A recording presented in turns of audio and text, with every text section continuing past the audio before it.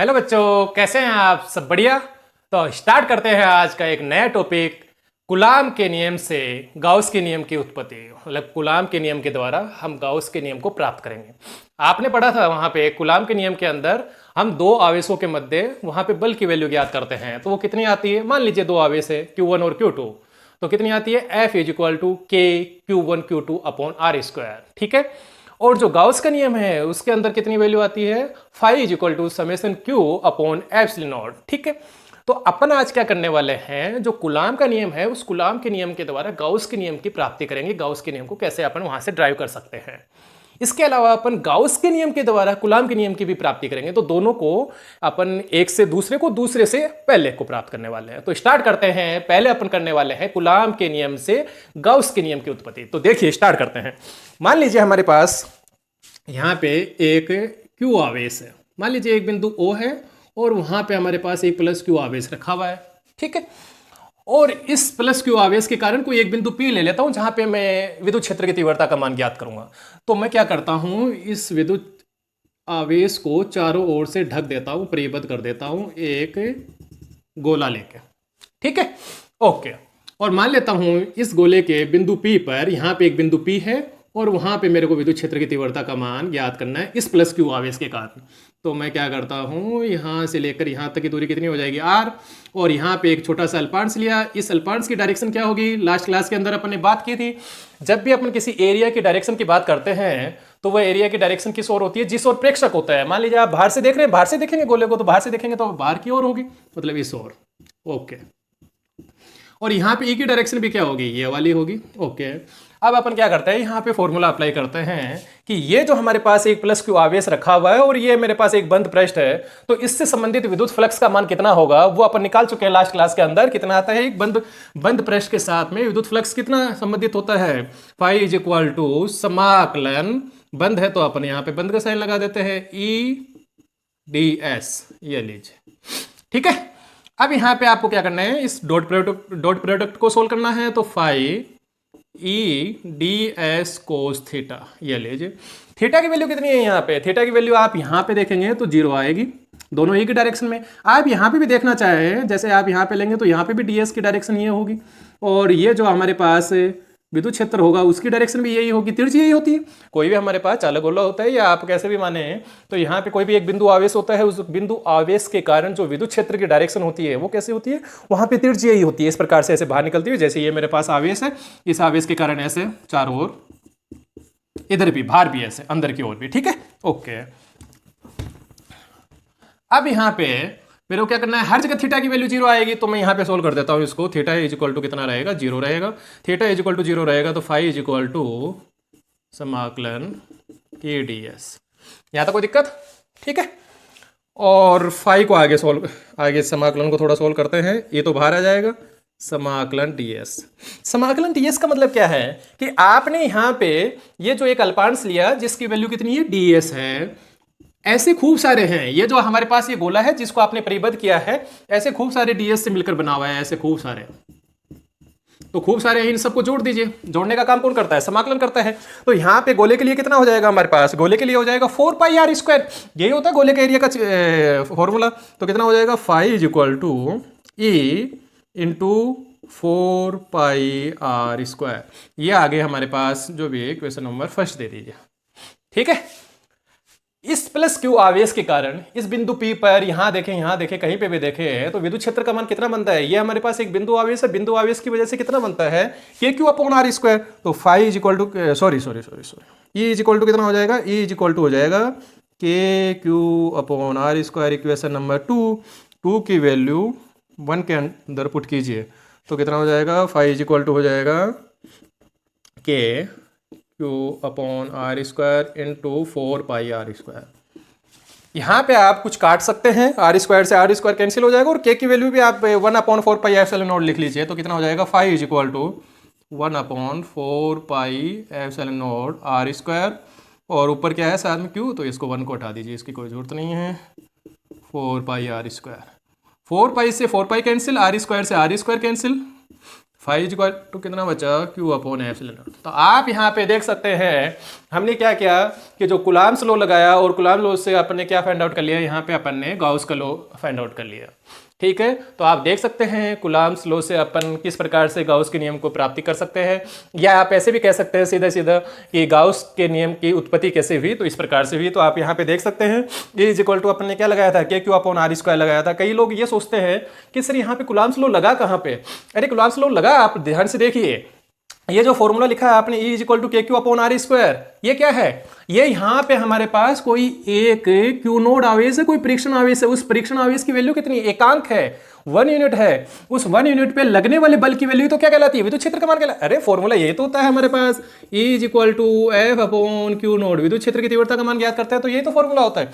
F क्या होता है, एफ होता है यहाँ पे जिस ये दो आवेश हैं, इन दो आवेशों के मध्य लगने वाले बल का मान होता है।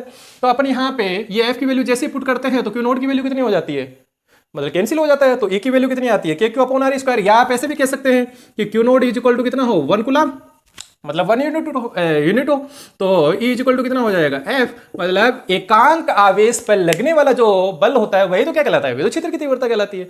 तो ये जो वैल्यू रख रखी है आपने ये कुलाम्स लॉ से निकाली थी। ठीक है, ओके।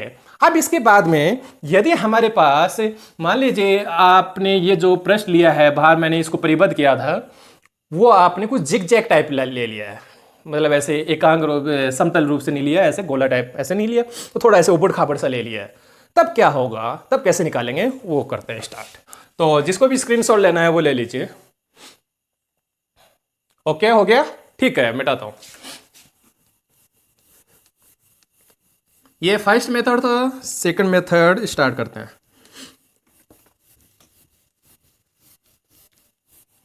ये देखिए वापस से वही मैं एक बिंदु O पर प्लस क्यू चार्ज लेता हूं और यहां से क्या करता हूं, इसको ढक देता हूं, मान लीजिए ऐसे कुछ ऐसे ढक दिया। ठीक है, अब मैं क्या करता हूं, मैं कहता हूं आपको ये जो हमारे पास यहाँ पे एक अल्पांश लिया मैंने और इस अल्पांश से ये दूरी है R है। ठीक है, अब यहाँ पे आपको विद्युत क्षेत्र की तीव्रता का मान ज्ञात करना है और यहाँ पे E की डायरेक्शन क्या होगी, तो E की डायरेक्शन होगी बीच की दूरी ये, तो ये वाली E की डायरेक्शन हो जाएगी। ये जो अपन ने छोटा सा अल्पांश लिया उसकी डायरेक्शन क्या होगी, ध्यान से देखिए, अल्पांश कुछ ऐसा है, कुछ ऐसा है, तो कुछ डायरेक्शन ऐसे हो सकती है, या थोड़ी बहुत कम भी हो सकती है। अपन डिफाइन कर लेते हैं इन दोनों के मध्य बनने वाला कोण कितना है, थीटा है। ठीक है, अब मैं क्या करता हूं कि ये जो मैंने इस प्रकार से एक गोला टाइप सा लिया है, वो ये जो अल्पांश है वो इसके केंद्र पर कुछ कोण बना रहा है, सॉरी ये कुछ कोण बना रहा है। कितना कोण बना रहा है, जो कोई भी नाम दे देता हूं, मान लेता हूं कि ये जो कोण है वो डी ओमेगा है। ये कौन सा कोण है, सॉलिड कोण है, ठोस कोण है। ठोस कोण किस प्रकार से बनता है, जो हम समतल कोण देखते हैं वो तो इस प्रकार से दो लाइनों के मध्य बन जाता है, ऐसे डायरेक्ट ऐसे बन जाता है। ठीक है, सॉलिड कोण बनाते हैं तो कैसे बनाते हैं, कुछ ऐसा कर देते हैं, शंकु टाइप ऐसे, इस प्रकार से ऐसे आगे से ऐसे खुलता है, ये इसका सेंटर हो गया, यहाँ पे सेंटर, और ऐसे आगे की साइड में ऐसे खुलता जाता है। ठीक है, ओके। अब इसके बाद हम वापस से यहीं पे वही कार्रवाई करते हैं। तो फाई इज इक्वल टू कितना फॉर्मूला हो जाएगा, ये जो हमने प्रश्न लिया है इससे संबंधित फ्लक्स की वैल्यू कितनी हो जाएगी, तो समाकलन, वापस से बंद है तो बंद, ई डी एस, ये लीजिए डॉट प्रोडक्ट, तो फाई इज इक्वल टू कितना हो जाएगा, समाकलन E D S cos theta. यहां तक किसी को कोई दिक्कत, ओके। Equation number first. अब क्या करना है, आपको इस प्लस क्यू आवेश के कारण ये जो हमारे पास ये अल्पांश लिया है, इतनी दूरी पे आपको क्या करना है, विद्युत क्षेत्र का मान ज्ञात करना है। तो ये मान लीजिए दूरी है R है, तो कितना हो जाएगा, आप जानते हैं E इज इक्वल टू क्या होता है, k Q upon are square, तो लिख लेता हूँ 1/4 pi epsilon naught Q upon are square, equation number 2। वापिस से वही कार्रवाई 2 की वैल्यू 1 के अंदर पुट कीजिए, तो फाई इज इक्वल टू कितना हो जाएगा, फाई इज इक्वल टू हो जाएगा समाकलन 1/4 pi epsilon naught Q upon are square D S cos theta. ये लीजिए, जो क्वेश्चन राशियां हैं उनको तो बाहर निकाल लीजिए। तो फाई इज इक्वल टू कितना हो जाएगा, फाई इज इक्वल टू हो जाएगा 1/4 pi epsilon naught Q upon are square समाकलन डी एस कोस थीटा। इस डी एस कोस थीटा की वैल्यू कुछ है, रुको रुको आर स्क्वायर को भी अंदर लेता हूं, इसकी कुछ वैल्यू है, कितनी वैल्यू है, ये हमारे पास D S cos theta upon are square है, ये रिप्रेजेंट कर रहा है इस डी ओमेगा को, कैसे वो देखते हैं। सॉलिड एंगल होता है, जो ठोस कोण होता है उसका फॉर्मूला क्या होता है? फॉर्मूला होता है ठोस कोण का, फॉर्मूला होता है, मान लीजिए आपने जो भी किसी से भी डिफाइन कर रखा है, मान लेता हूं ये ओमेगा से डिफाइन कर रखा है, तो D omega is equal to, formula होता है सॉलिड कोण इज इक्वल टू जो भी आपने अल्पांश ले रखा है या वहां पे जो भी एरिया ले रखा है उस एरिया की वैल्यू पुट कीजिए अपॉन ये जो बीच की रेडियस है उसका स्क्वायर कर दीजिए, यही फॉर्मूला होता है। तो सॉलिड कोण is equal to area upon are square. यहां पे आप ध्यान से देखिए, ये जो ठोस कोण दे रखा है हमारे पास है और ये जो मेरे पास एरिया, एरिया किसका चाहिए? इस अल्पांश का चाहिए, राइट? ओके, एरिया कितना है? ds, तो रखता हूं D omega is equal to D S upon are square.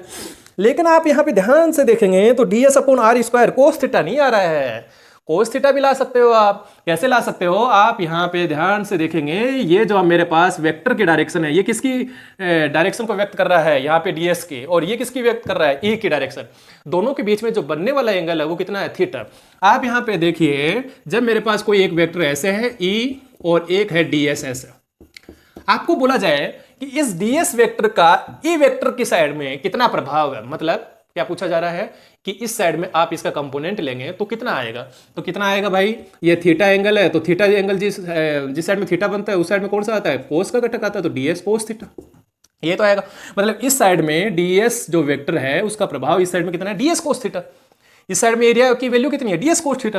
तो आप यहां पे क्या लिखेंगे? D omega is equal to क्या लिखेंगे? ds cos theta upon are square. याद रखिएगा, यहां पे हमारे पास ये जो एरिया है उसकी वैल्यू, थीटा की वैल्यू यहां पे जैसे आप जीरो कर देंगे, मतलब दोनों एक ही डायरेक्शन में हो जाएंगे, e और ds दोनों एक ही डायरेक्शन में हो जाएंगे, तो थीटा इज इक्वल टू कितना हो जाएगा? जीरो हो जाएगा, और कोस जीरो की वैल्यू कितनी हो जाती है? 1 हो जाती है।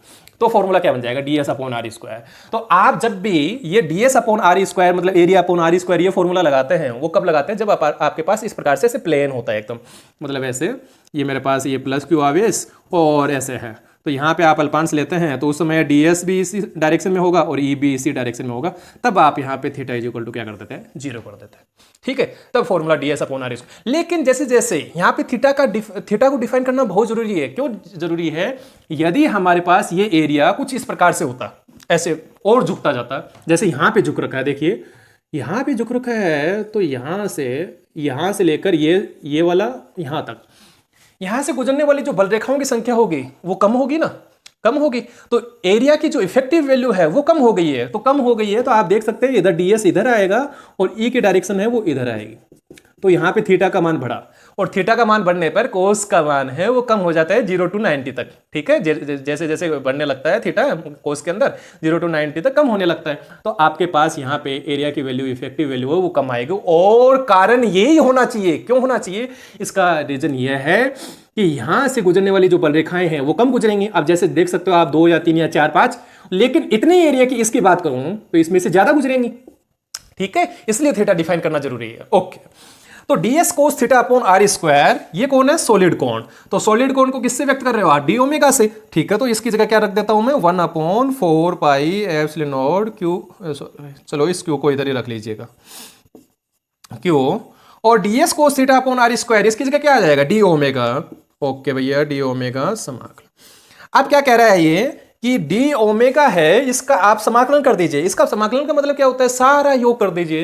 तो आप यहां पे देखेंगे एक अल्पांश, ये ऐसे खूब सारे बनते जाएंगे, तो सबका सॉलिड कौन होता है वो टोटल कितना होता है? 4 पाई होता है। निकाल के दिखाता हूं, D omega square, D area पूरे एक गोले के लिए कितना हो जाता है? 4 पाई आर स्क्वायर। मान लीजिए उसकी रेडियस कितनी? आर स्क्वायर, तो कितना हो जाएगा? 4 पाई।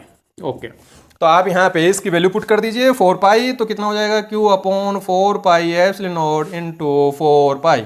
4 पाई से 4 पाई कैंसिल, और ये last final phi is equal to Q upon epsilon naught, ये आ गया हमारे पास। ये था हमारा सेकंड मेथड, वो पहले वाला वो फर्स्ट मेथड था। तो आप दोनों में से किसी भी मेथड से कर सकते हैं, लेकिन ज्यादा इफेक्टिव ये है। इजी वो है, इफेक्टिव ये है। ओके, अब इसके बाद में करते हैं कुलाम्ब्स लॉ से गाउस लॉ को फाइंड आउट करते हैं, ठीक है? नहीं सॉरी, गाउस लॉ से कुलाम्ब्स लॉ को फाइंड आउट करते हैं। चलो ये तो कंप्लीट हुआ। गाउस लॉ कैसे निकालते हैं?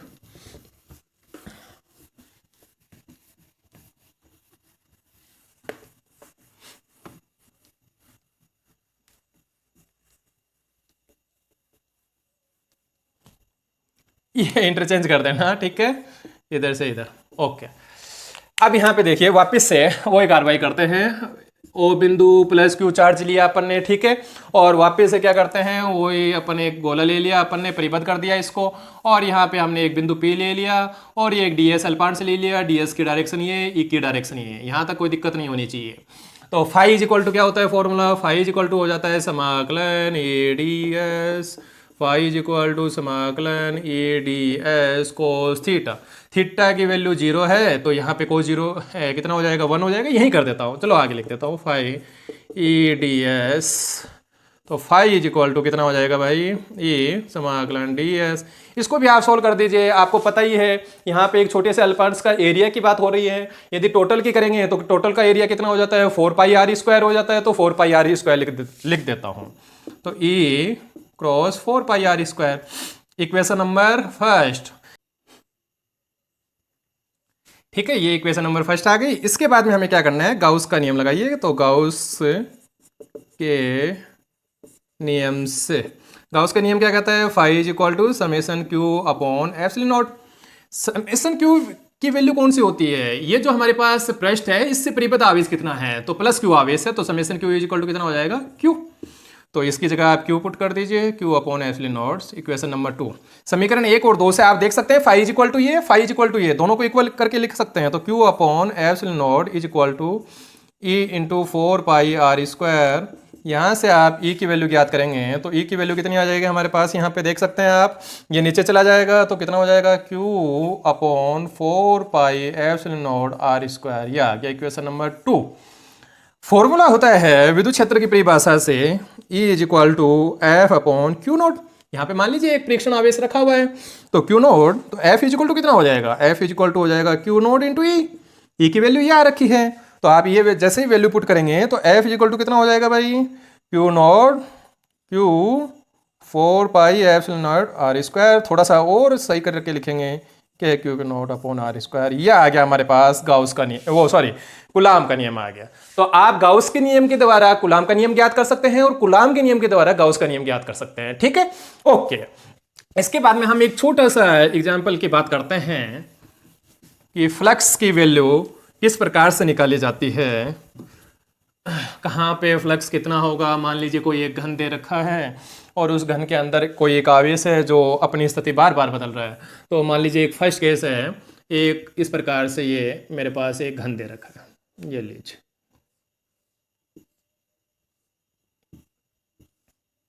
और क्या कर रहा हूँ, इसके केंद्र पर एक प्लस क्यू आवेश रख दे रहा हूँ, और आपको ये क्वेश्चन दिया गया कि इस घन से संबंधित फ्लक्स की वैल्यू बताइए, तो कितनी होगी। तो आप सीधा सा गाउस के नियम से निकाल सकते हैं, phi is equal to summation Q upon epsilon naught. यही तो होता है फॉर्मूला, ठीक है। समेशन क्यू कौन होता है, ये जो हमारे पास बंद पृष्ठ है यहाँ पे रखा हुआ है और ये बंद है चारों तरफ से, इस प्रकार से इसे बंद है, तो फ्लक्स की वैल्यू कितनी होगी, पूरे घन के लिए पूछा गया है। तो जितने भी बल रेखाएं होंगी वो सारी की सारी इसी से तो निकलेंगी, पूरे घन से निकलेंगी, सभी फलकों से निकलेंगी, सभी फलकों से निकलेंगे। तो कितना आ जाएगा, समेशन क्यू की वैल्यू कितनी है क्यू, तो फाई इज इक्वल टू कितना हो जाएगा क्यू अपॉन एप्सिलॉन नॉट। ये किसके लिए ज्ञात किया है मैंने, पूरे घन के लिए। ओके, अब मैं इसी के अंदर आपको ये पूछूं कि एक फलक के द्वारा बताइए, फलक कितनी होती है घन के अंदर, 6 कितनी हो जाती है, देखिए एक ये इधर वाला 1 नंबर, 2 नंबर लेफ्ट राइट, एक टॉप डाउन ये कर देता हूं 3 और ये 4, ठीक है। एक ये सामने वाला और ये पीछे वाला, ये 5 और ये पीछे वाला 6, ठीक है 6। तो एक फ्लक के द्वारा पूछा जाए तो कितना हो जाएगा, फाई इज इक्वल टू, यदि सेम है, इनकी साइज सेम है, यदि फलकों की साइज सेम है, समरूप है, आकार समान है, तो कितना हो जाएगा Q अपॉन 6 एप्सिलॉन नॉट। मतलब जितनी होती हैं 6 हैं तो 6 से डिवाइड कर दीजिए। यदि 7 होती और एक के लिए पूछते तो कितने से डिवाइड कर देते, 7 से डिवाइड कर देते। कैसे, देखिए मान लीजिए मेरे पास एक गोला है और इसके केंद्र पर एक प्लस क्यू आवेश रखा हुआ है, और आपको पूछा जाए कि इस गोले से संबंधित फ्लक्स की वैल्यू कितनी है, तो आप झट से आंसर दे देंगे phi is equal to Q upon epsilon naught. ये लीजिए, मैं आपको ये पूछूं आधे के लिए बताइए, केवल आधे के लिए, नीचे वाला पार्ट है उसके लिए बताइए। तो आधे के लिए आधा फ्लक्स है वो नीचे वाले से संबंधित होगा, आधा ऊपर वाले से संबंधित होगा। आधी बल रेखा है नीचे की साइड में, आधी ऊपर की साइड में, तो कितना हो जाएगा, phi is equal to Q upon 2 epsilon naught. तो जितने का पूछा जाता है उतने से डिवाइड कर देते हैं, कितने पार्ट हो गए उसके उतने से डिवाइड कर देते हैं। आपने एक फलक का पूछा तो कितने पार्ट हो गए, 6 पार्ट हो गए। आप इसी के अंदर बस इतने पार्ट का पूछे, यहां से इधर वाले का ये, तो कितने पार्ट हो सकते हैं, 4। 4 होंगे तो फाई इक्वल टू कितना हो जाएगा, Q upon 4 pi epsilon not. यदि आप इसका भी ऐड 8 टुकड़े कर देते हैं तो 8 से डिवाइड करते हैं, कोई दिक्कत, बहुत ही आसान तरीका। अब इसके बाद में सेकंड है आपके पास, इस बार जो आवेश है वो सेंटर पे नहीं रखा हुआ है, वो इस बार कहां रखा हुआ है दिखाते हैं आपको।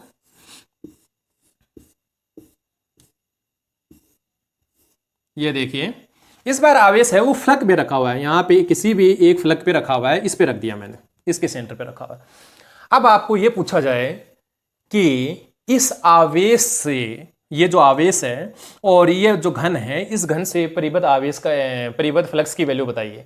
तो सबसे पहले आप एक काम कीजिएगा, कोई भी एक काल्पनिक घन लीजिए, क्यों, ताकि इसको ढका जाए, इसको ढका जाए। तो मान लीजिए मैं ऐसे करके और यहाँ पे इसको ढक देता हूँ, एक और रख दिया मैंने, यहाँ पे घन रख दिया इसके बगल में, ताकि इसको मैं ढक सकूं। कुछ गड़बड़ सा हो गया है, चलो ठीक है, मैंने ढक दिया इस साइड से, एक यहाँ पे ऐसे और इसके फलक पे यहाँ पे रखा हुआ था, दूसरा लाके रख दिया। अब ये पूरी तरह से बंद है। अब देखिए किसी एक घन से आपको ये पूछा जाए कि एक घन से कितना आवेश है वो परिबद्ध है, मतलब कितनी बल रेखाएं परिबद्ध है, फ्लक्स की वैल्यू पूछी जाए तो कितना होगा। ध्यान से देखिए, ये वाली दोनों जो फलकें हैं, ये जो चिपकी हैं, वो तो उसी आवेश के तल में है, तो वो नहीं गिनी जाएंगी, मतलब इन दोनों की 2 तल हैं वो नहीं गिने जाएंगे। कितने बच गए फिर, 5 बच गए, तो कितने रह गए, 10 हो गई वैल्यू, 5 10 हो गए। तो फाई इज इक्वल टू कितना हो जाएगा हमारे पास, एक घन के लिए कितना हो जाएगा, फाई इज इक्वल टू, यदि आप घन के लिए ज्ञात करेंगे तो फाई इज इक्वल टू कितना हो जाएगा हमारे पास, phi is equal to Q upon, ध्यान से देखिए यहां पे हमने ढक दिया है, अब कितनी हो जाएगी value, phi is equal to 2 घन है तो 2 एप्सिलॉन, घन के लिए 2 घन है तो 2 के। यदि एक फ्लक्स से लिए पूछा जाए तो कितना हो जाएगा, देखिए ये इसके इसी के तल में है, इसके तल में है, तो 2 तल तो खराब हो गए, क्योंकि उनके समांतर देखेंगे तो वहां पे फ्लक्स नहीं गुजर पाएगा, वहां पे थीटा की वैल्यू कितनी हो जाएगी, 90 हो जाएगी, तो वहां पे 0 रहेगा। और ये वाले हमारे पास मिलेंगे, ये वाले मिलेंगे तो कितना हो जाएगा, phi is equal to Q upon 10 epsilon naught. ये एक फलक के लिए, जब हमारे पास आवेश किसी फलक पे रखा हुआ है।